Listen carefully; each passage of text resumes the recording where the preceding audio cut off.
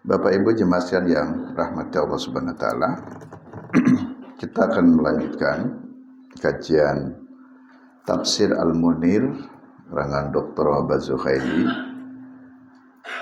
Masih dalam surat Hud, sekarang masuk ayat 25 sampai 31. Ini akan menjelaskan tentang kisah Nabi Nuh alaihi salam.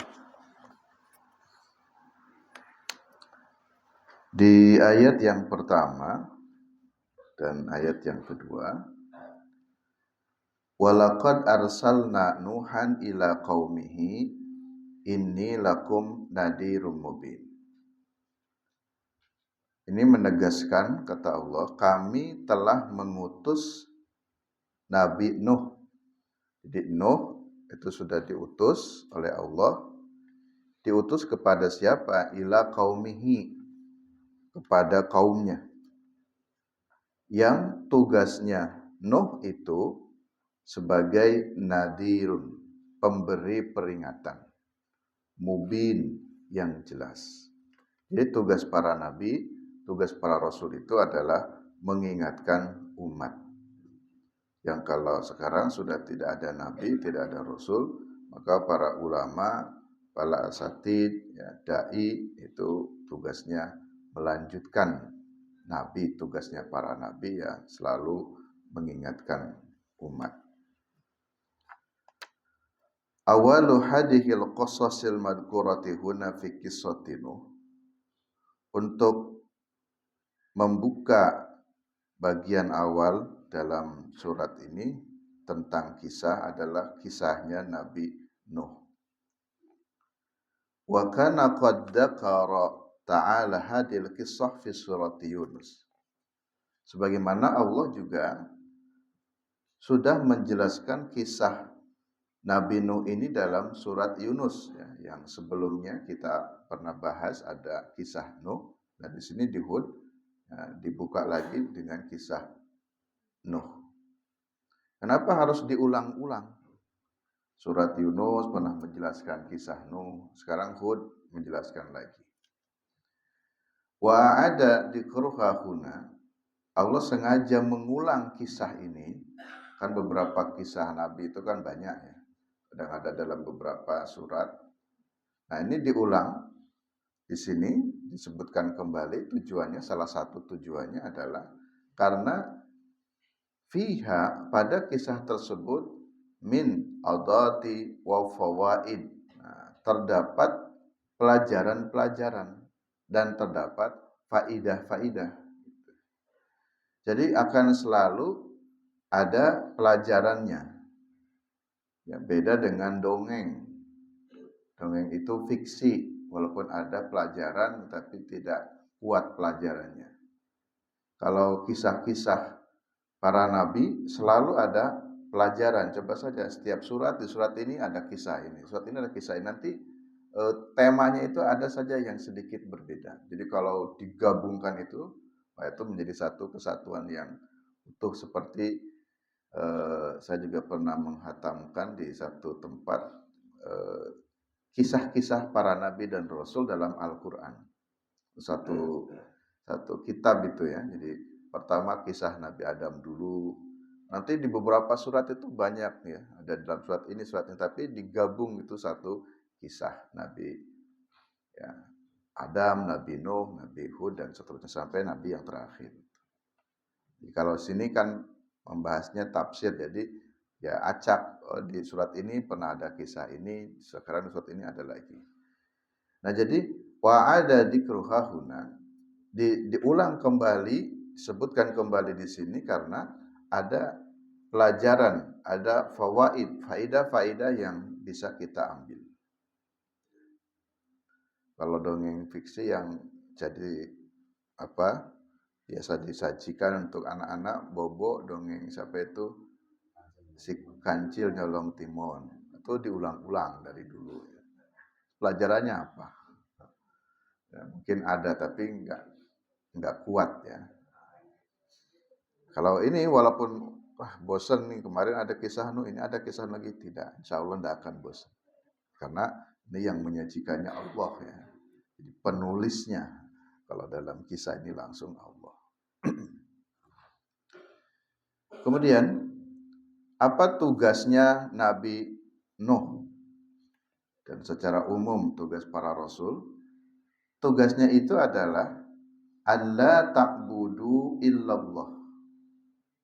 Ya, untuk selalu mengingatkan umat ini jangan sampai menyembah selain Allah.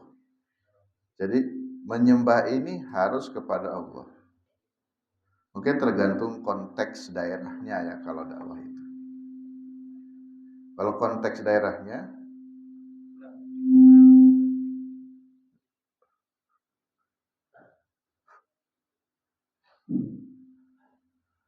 kalau konteks daerah, ya, kalau konteks daerah itu misalkan ya daerah tertentu memang sudah pada beriman kepada Allah, maksudnya sudah menyembah Allah, maka tentu dakwahnya bukan lagi mengajak untuk menyembah kepada Allah, tapi dakwahnya ya mengajak beribadah, ya, karena dia sudah Muslim semuanya. Karena kata Nuh, ini akhafu alaikum adaba yaumin alim. Aku khawatir, ya, jadi khawatir akan menimpa kepada kalian siksa yang pedih. Jadi nanti suatu saat akan ada siksa pedih menimpa kalian kalau kalian tidak menyembah kepada Allah. Nah, inilah yang disampaikan salah satu poin dakwah Nabi Nuh adalah mengajak supaya umat ini menyembah kepada Allah. Kemudian bagaimana respon dari kaumnya? Respon dari umatnya. Nah, ini responnya di ayat 27. Ada 4 respon. Ada 4 respon balik dari kaumnya di ayat 27 ini. Di sini sebutkan faqalal mala'ul ladzina kafaru. Berkatalah para pembesar dari kalangan orang kafir.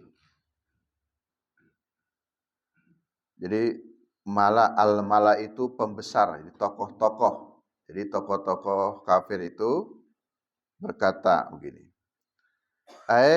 Qala sadatul kubra minal kafirin. Jadi mereka para pembesar orang kafir itu merespon dakwah Nabi Nuh itu dengan mengatakan yang pertama, sini pada kalimat manaraka illa basyarom mislana. Nah, itu satu poin. Jadi ini penolakan kaumnya yang langsung dipelopori oleh para tokoh-tokoh kafir untuk menolak dakwah Nabi Nuh. Manaraka illa basyarom mislana. Kami tidak melihat kamu melainkan manusia biasa seperti kami. Jadi bahasa lain, Nuh, kamu ini orang biasa saja kok seperti kami. Jadi ngapain kami semuanya harus mengikutimu? Kamu saja sama seperti kami. Nah, jadi ma anta illa basarum mislana. Kamu itu kan manusia biasa seperti kami. Ailasta bimalakin. Kamu juga bukan seorang malaikat. Kamu juga bukan seorang malaikat. Walakinnaka basarum musyabbatan lana fil jinsi. Akan tetapi kami itu manusia biasa. Ya, dalam hal jenisnya sama seperti kami. Jadi apa istimewanya? Kok kami harus mengikuti kamu wahai Nuh? Nah, ini bantahan yang pertama. Penolakan dari kaumnya. As-saniyah, yang kedua, pada kalimat wa ma naroka. Nah, di situ. Jadi kan semuanya pakai huruf mim tuh. Nafi, menafikan. Ma naroka ila basra mislana. Kamu ini manusia biasa, kamu tidak menemukan apapun yang istimewa darimu. Yang kedua, wa ma naraka taba'aka ilal ladina hum aradiluna badiyar ra'yi. Dan kami juga tidak melihat para pengikutmu. Jadi kan ada yang ngikuti Nabi Nuh. Para pengikutmu itu hanyalah orang-orang yang aradiluna, yang hina dina, badiyar ra'yi, yang lemah akalnya, atau bahasa lain bodoh. Istilahnya, no, kamu ngajak kami untuk ngikuti ajaran. Saya lihat para pendukungmu saja cuman para buruh, orang-orang miskin, orang biasa saja kok. Gaya ngajak kami untuk ikut dakwahmu. Kira-kira gitu diejek oleh kaumnya. Walam yattabi'uka ila ardalil qaumil aqsa wa hum al-fuqara wa du'afa. Nah ini. Pengikutmu itu hanya orang-orang fakir, orang miskin, wa du'afa, orang-orang yang lemah. Mungkin kalau ada tokoh ya, yang pengikutnya itu para pembesar, mungkin ya selain tokoh-tokoh dia berguru kepada beliau loh. Muridnya itu pejabat, pengusaha, artis, selebritis. Wah, itu sudah berarti namanya sudah tokoh besar. Tapi kalau dai itu cuman pengikutnya orang-orang miskin, orang-orang lemah, itu mah dai kampung. Jadi tidak ada harganya, ngapain ngikut dia gitu, kira-kira begitu. Para pengikutmu itu ya hanya orang fukoro, du'afa, orang-orang yang rendah. Ya. Kayak sekarang juga kan ngaji itu ada model-modelnya apa ya. Ya bagus sih, ngajinya udah bagus. Semuanya semangat ngaji. Tapi nanti masing-masing punya komunitas. Pengajian khusus komunitas pengusaha. Pengajian khusus komunitas artis. Jadi yang bukan artis, bukan pengusaha itu mau ikut itu enggak aneh ya. Minder gitu, minder. Wah, aku enggak enak ya. Dia ngajinya juga di hotel situ yang kumpulannya. Ya udah bagus ngajinya. Tapi sebagian menjadi enggak enak gitu mau ikut ngaji. Kalau sini kan lengkap, ada pengusaha, ada artis, ada pensiunan, fukoro juga ada, duafa juga ada, lengkap sini. Jadi tidak khusus. Jadi orang-orang kafir ini nolak ajakan Nabi Nuh. Kamu ini siapa? Saya lihat pengikutmu saja cuman para fukoro, orang fakir, duafa, orang-orang lemah. Ngapain ikut kamu wahai Nuh? As-salisu, yang ketiga. Nah, ucapan yang ketiga nih, respon dakwah dari kaumnya. Wa ma nara lakum alaina min fadlin. Itu pada kalimat itu semuanya kan pakai kata wama, dan tidak. Wa ma nara lakum alaina min fadlin, dan kami juga tidak melihat kamu orang yang memiliki kelebihan. Nuh itu apa sih kelebihannya? Nuh biasa saja. Ya, kan beda ya kalau ada, wah Ustadz itu bisa menyembuhkan penyakit ini, penyakit itu, kan makin tenar, itu kelebihannya jelas. Nah ini Ustadz apa? Nggak bisa menyembuhkan ini, menyembuhkan itu. Apa kelebihan Nuh? Kami nggak melihat dia punya kelebihan. Nah, kok malah ngajak-ngajak kami untuk tadi mengikuti ajarannya dia. Dan yang keempat, Ar-Rabi, bal nadudnukum kadibin. Jadi respon yang keempat ini, bal nadudnukum kadibin, justru kamu ini hanyalah kadibin, pendusta. Kami ini hanya bohong, Mungkin malah dibalik ya, kamu ini orang yang ngajari ajaran sesat gitu. Padahal mereka yang sesat, tapi menuduh ketika ada pendakwah, mendai, kamu ini membawa ajaran sesat saja di sini. Seperti dalam kisah Nabi kan masa jahiliyah, mereka merasa berhala-berhala itu sebagai Tuhannya, mereka merasa keyakinan itulah yang benar. Ketika datang Nabi baru mengajarkan bahwa itu salah, menyembah berhala itu ya kesalahan yang besar, mereka malah nganggap balik. Kamu kok malah menyesat-nyesatkan kami, justru kamu itulah pembawa ajaran baru, ajaran sesat. Kami kan dari dulu sudah seperti ini. Nah, inilah respon dari kaum Nuh ketika Nabi Nuh berdakwah kepada mereka. Yang berikutnya ayat 28. Nah, sekarang Nabi Nuh berkata lagi. Jadi kalau dialog itu ya, Nabi Nuh jawab lagi nih. Qala, berkatalah siapa Nabi Nuh, ya qaumi, wahai kaumku, ara'aitum in kuntu ala bayyinatin min rabbi. Sekarang bagaimana pendapatmu jika aku membawa bukti, aku menunjukkan bukti min rabbi, dari Rabbku, wa atani rahmatan min indih, dan aku pun mendapatkan rahmat min indih, dari sisinya, dari sisi Allah. Nah sekarang kan dia nggak percaya tuh kepada Nuh. Ngapain saya ngikut kamu wahai Nuh? Begini, 4 hal tadi. Terus Nabi Nuh merespon lagi. Sekarang bagaimana jika aku tunjukkan bukti-bukti kenabian ini? Kalau aku memang benar-benar utusan Allah, dan aku juga mendapatkan rahmat dari sisi Allah. Jadi menyampaikan. Tetapi kemudian fa'ummiyat ya, alaikum anulzimukumuha wa antum laha karihun.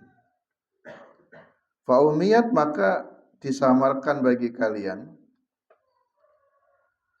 Apakah anulzimukumuha, aku akan memaksanya, wa antum, sedangkan kamu sendiri, laha padanya, karihun, tidak suka untuk dipaksa. Jadi bahasa lain begini, walaupun saya jelaskan bukti-buktinya, istilahnya walaupun saya jelaskan dalil-dalilnya, sampai ngoceh pun ya, kamu tetap saja tidak akan mau menerima ajaran ini. Saya juga tidak akan memaksa kamu untuk mengikuti dakwah ini.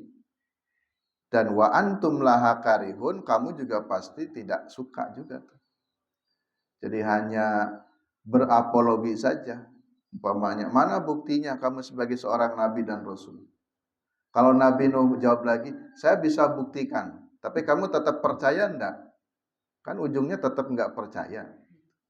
Ya daripada begitu ya sudah. Istilahnya sudah mulut berbusa-busa, menghabiskan waktu untuk berdialog, ternyata ujungnya juga tetap menolak, ujungnya tetap membantah, ya sudah. Daripada memang sudah tidak sependapat, ya sudah, masing-masing saja, kira-kira begitu. Saya tidak akan memaksa kamu, karena kamu pun pasti laha karihun, yang tidak akan suka gitu, tidak akan mau juga. Jadi tugas kami hanya berdakwah. Jadi ingat, Bapak-bapak, ibu-ibu, tugas kita itu hanya menyampaikan, hanya berdakwah. Adapun perkara mereka, perkara umat itu mau menerima dakwah kita atau tidak, yaitu terserah mereka. Itu. Jadi untuk memahamkan mereka mau paham atau tidak, istilahnya mendapatkan hidayah atau tidak, itu sudah bukan lagi kewenangan si pendakwah itu. Jadi kami tugasnya hanya menyampaikan gitu. Nah, sehingga tadi jawaban Nabi Nuh juga begitu. Kami tugasnya untuk mengajak la ta'budu illallah, lalu kami tidak akan memaksa, ya, karena ditunjukkan bukti-bukti pun tetap saja kamu tidak akan mau menerimanya. Ayat 29. Nah, ini untuk mempertegas lagi. Ini juga menjadi penting ya bagi kita semuanya dalam berdakwah. Wa ya qaumi, wahai kaumku. Nah, ini kata Nuh. La as'alukum alaihi malan. Sekali-kali aku tidak pernah meminta imbalan. Malan itu artinya harta. Ya, apalah makna-makna lain. Saya berdakwah ini bukan karena ingin mencari jabatan, mencari kedudukan, bukan untuk mengumpulkan harta, bukan untuk apa, enggak. In ajriya illa Allah. Karena dakwah ini adalah meyakini pasti akan ada balasannya dari Allah. Toh kami juga berdakwah tidak meminta kepada kamu harta benda, minta ini, minta itu. Jadi kami hanya sifatnya menyampaikan ini ajaran Allah, ya saya sampaikan. Nah, jadi saya kira pesan ini menjadi penting bagi kita semuanya, bahwa istilah orientasi kita itu mendahulukan akhirat.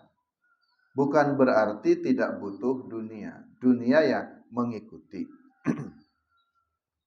Seperti misalkan seorang guru, ya, apa enggak butuh gaji? Ya butuh, karena kita ini orang hidup. Tetapi kita harus selalu meniatkan setiap ngajar, berangkat ke sekolah, berangkat ya ke kampus, dan niatkannya karena Allah dulu. Jadi ini niat ibadah ngajar. Toh kalau dihitung juga mungkin gaji tak seberapa. Tapi sudah enggak ada niat, gaji tak seberapa, wah malah jadi rusak semuanya. Di hadapan Allah enggak dapat imbalan, dunia juga tidak, terkurang. Jadi yang didahulukan adalah kami tidak meminta apapun dari kalian tentang dakwah ini, karena kami yakin Allah akan memberinya tentang pahala atau imbalan dari kebaikan yang telah dilakukan ini. Wa ma ana bitaridil ladina amanu. Dan tidaklah aku ini bitaridil ladina amanu, mengusir orang-orang yang beriman. Innahum, sesungguhnya mereka mulaqu rabbihim, akan bertemu dengan Rabb mereka. Walakini, dan akan tetapi, arakum, aku melihat kalian itu qauman tajhalun, kaum yang bodoh. Nah, jadi berkebalikannya tadi. Orang-orang kafir menuduh Nuh itu orang bodoh, padahal sesungguhnya mereka ini orang yang bodoh. Nah, jadi dua sudut pandang ini berbeda. Kemudian ayat 30, wa ya qaumi may yansuruni minallah. Wahai kaumku, may yansuruni minallah in taradtuhum. Siapakah yang akan menolongku dari siksa Allah? In taradtuhum, jika aku mengusir mereka. Afala tadakkarun, apakah kalian tidak mengambil pelajaran? Jadi bahasanya begini, kaumku, ini kalau benar-benar ya kami mau meminta siksa dari Allah, kalau benar-benar kami akan mengusirmu dan kamu pergi saja dari sini, kalau enggak mengikuti dakwah, bisa saja. Coba siapa yang bisa menolong kalau azab Allah itu sudah diturunkan kepada mereka, kepada kalian? Tapi kan tidak juga. Afala tadakkarun, apa kalian tidak mau mengambil pelajaran? Nah, nanti tentu dalam di kisah yang lain nanti ada betul-betul siksa yang diberikan oleh Allah berupa banjir yang besar itu. Ya. Tapi Nuh juga tidak mengancam langsung mendoakan supaya kaum ini dibinasakan, tapi hanya mengingatkan siapa yang bisa menolong kalian kalau Allah sudah menimpakan azab itu, siapa coba? Coba renungkan, coba ambil pelajaran. Ya. Jadi istilahnya mumpung Allah belum memberikan adab kepada kita semuanya, ya ayo segera menyembah Allah, beribadah kepada Allah. Jadi Nuh ya belum berdoa dengan doa-doa yang buruk kepada kaumnya, hanya masih sifatnya mengingatkan saja.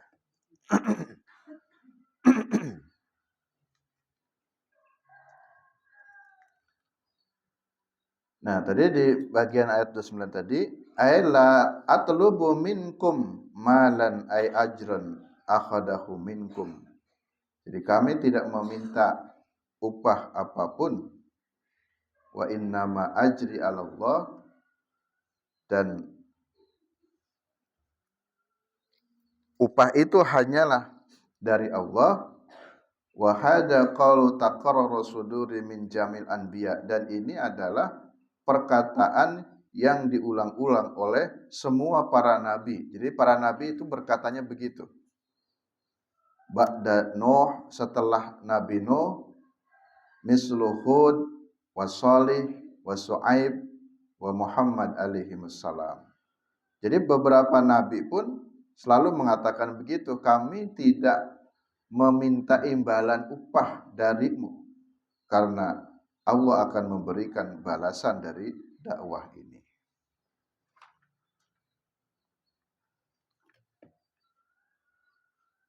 Nah, tadi ayat 30. Sekarang ayat terakhir. Ayat 31. Wala aqulu lakum indi khazainullah wala a'lamul ghaiba wala aqulu inni malak wala aqulu lil ladina tazdari a'yunukum la yu'tiyakumullahu khairan. Jadi ada 4 hal nih yang disampaikan oleh Nabi Nuh. Tadi ada 4 hal ya yang disampaikan oleh kaumnya, penolakan terhadap dakwah, 4 poin. Nah, di sini ada lagi kalimat 4. Itu pada kalimat wala. Nah, itu. Kalau tadi kan ma itu ya. Pola kalimatnya. Wala aqulu lakum indi khazainullah. Dan tidaklah aku mengatakan pada kalian, aku ini memiliki khazainullah, gudang-gudang kekayaan Allah. Jadi ini bukti apa Nabi Nuh itu merendah. Saya tidak punya kekayaan. Karena memang kekayaan itu milik Allah. Wala a'lamul ghaib. Saya tidak mengetahui perkara-perkara gaib. Jadi mohon maaf, dalam pendapat saya ya, memang asatid itu yang baik itu ya nggak tahu perkara-perkara gaib gitu. Tapi kalau ada guru itu pinter bisa mengetahui ini perkara gaib, wah ini begini begitu, itu malah patut dipertanyakan. Karena para nabi sendiri mengatakan, saya itu nggak punya apa-apa. Wala alamul ghaiba, nggak tahu tentang perkara gaib. Nah, tapi terkadang ada sebagian masyarakat justru melihat seorang guru itu kalau pinter, baik itu bisa mampu menerawang ini, bisa paham tentang perkara-perkara gaib. Nah, itu yang banyak juga pengikutnya. Padahal para nabi sendiri, ya, para guru, para asatid kita itu ya, harusnya tidak begitu malah. Nah, itu bukti merendahnya Nabi Nuh. Saya nggak punya harta, harta itu milik Allah. Wala alamul ghaiba. Saya nggak tahu hal-hal yang gaib. Masa Ustaz nggak tahu perkara ini? Masa guru nggak tahu perkara ini? Ya memang nggak tahu. Mau dipaksakan bagaimana? Karena yang mengetahui gaib itu kan illallah, hanyalah Allah. La ya'lamul ghaiba illallah. Itu dalam ayat yang lain. Yang ketiga, Nabi Nuh mengatakan begini, wala aqulu inni malak, saya juga bukan malaikat. Kan tadi dipertanyakan ya, kamu ini kemampuannya apa atau kelebihannya apa? Nggak bisa terbang, nggak bisa menghilang. Tapi kalau orang yang bisa terbang, menghilang ya, mungkin perlu apa itu belajar dengan siapa itu pesulap merah juga ya. Nah, jadi yang begini-begini ternyata dibongkar, oh itu cuman trik saja ternyata.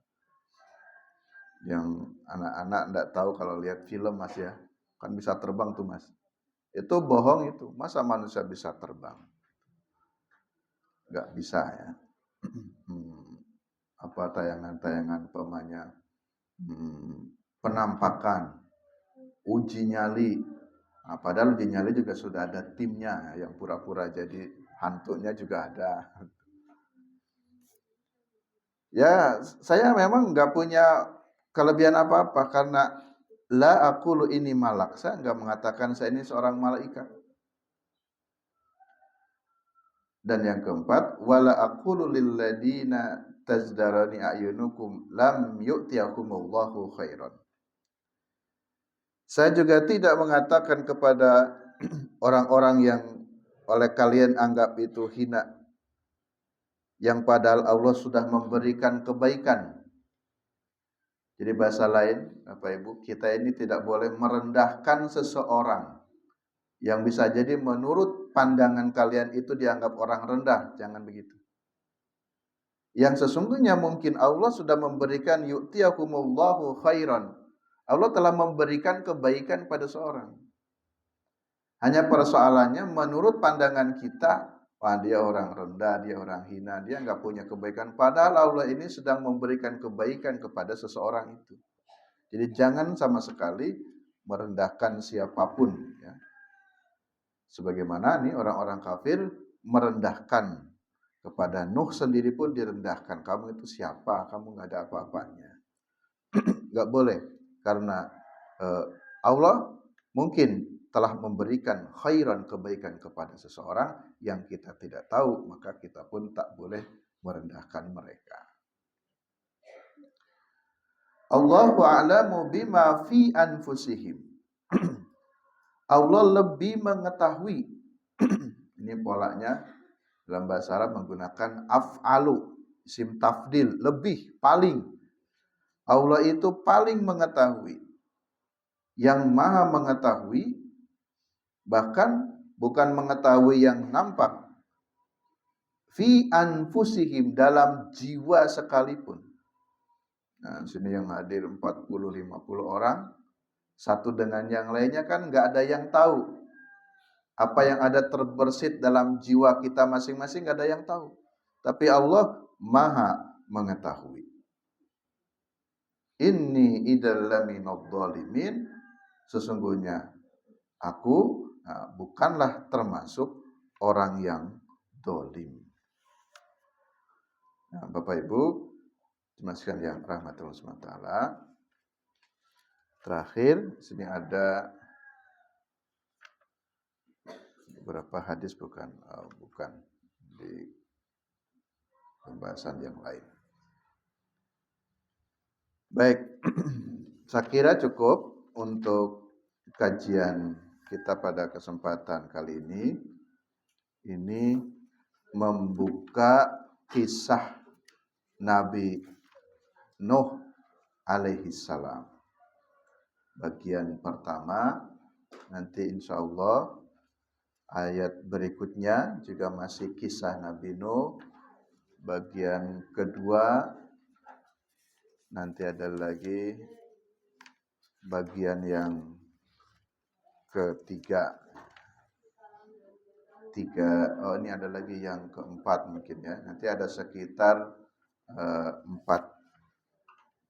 pertemuan, 4 edisi tentang kisah Nabi Nuh yang dibahas dalam surat Hud ini. Demikian Bapak-bapak, Ibu-ibu, jemaah sekalian yang rahmatullah subhanahu wa ta'ala, apa yang kita kaji mudah-mudahan kita bisa mengambil faedah dan pelajarannya. Kurang lebihnya mohon maaf. Billahi taufiq wal hidayah. Assalamualaikum warahmatullahi wabarakatuh.